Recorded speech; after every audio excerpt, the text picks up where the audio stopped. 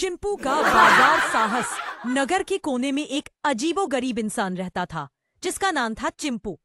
वह बिल्कुल एक बंदर जैसा दिखता था, फुर्तीला और हमेशा कुछ न कुछ खोजता रहता था, लेकिन था वह पूरी तरह से रोबोटिक।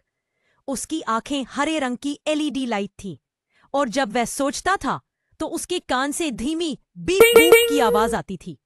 अंदर से वह दुनिया का सबसे मासूम रोबोट था जिसे इंसानियत के नियम बिल्कुल पता नहीं थे। एक धूप भरी सुबह चिंपू ने बाजार जाने का फैसला किया। वह अपनी रोबोटिक चाल से चलता हुआ मुख्य सब्जी मंडी पहुंच गया। सबसे पहले उसने एक टमाटर वाले की दुकान देखी। दुकान पर बड़े बड़े लाल टमाटरों का ढेर लगा था। चिंपू ने एक टमाटर उठाया, उसे अपनी आंखों के पास ले जाकर स्कैन किया, बीप बूप बीप, और फिर यह सोचकर कि ये एक बॉल है, उसमें उसे हवा में उछाला।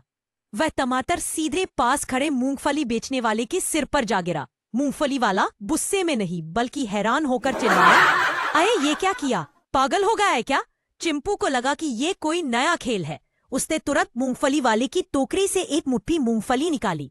ले आने के बजाय उसने उन्हें एक एक करके हवा में उछालना शुरू कर दिया, जैसे कोई सर्कस का जादूगर हो। मूंगफली उड़ती हुई बाजार में तितर बितर होने लगी।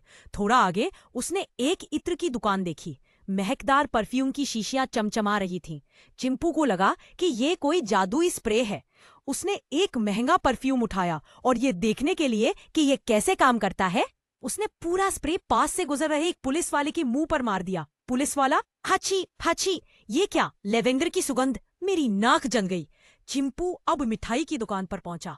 वहां गर्मा गर्म जलेबियां बन रही थीं। उसने देखा कि लोग उन गोल गोल मीठी चीजों को बड़े चाव से खा रहे हैं। चिंपू ने एक जलेबी उठाई।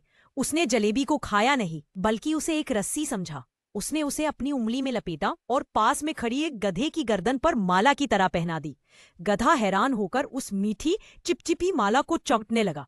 पूरे बाजार में थोड़ी देर के लिए अफरा तफरी मच गई।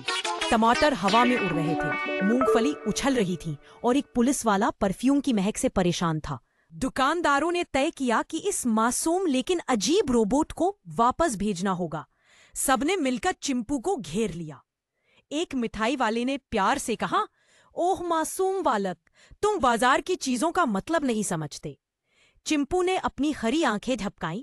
उसने अपनी जेब से एक चमकता हुआ नया 500 रुपए का नोट निकाला जो उसे कहीं सड़क पर मिला होगा और पुलिस वाले को देते हुए कहा, बीप बूप, सॉरी, बाजार फन, चिंपू को नियम सिखाओ। पुलिस वाले ने हंसते हुए नोट वापस किया और उसे समझा बुझाकर उसके घर की ओर रवाना किया। बाजार में शांति तो लौट आई, लेकिन सबको पता था कि चिंपू जब तक इंसानों के नियम नहीं सीख लेता, ये उसका आखिरी बाजार साहस नहीं होगा।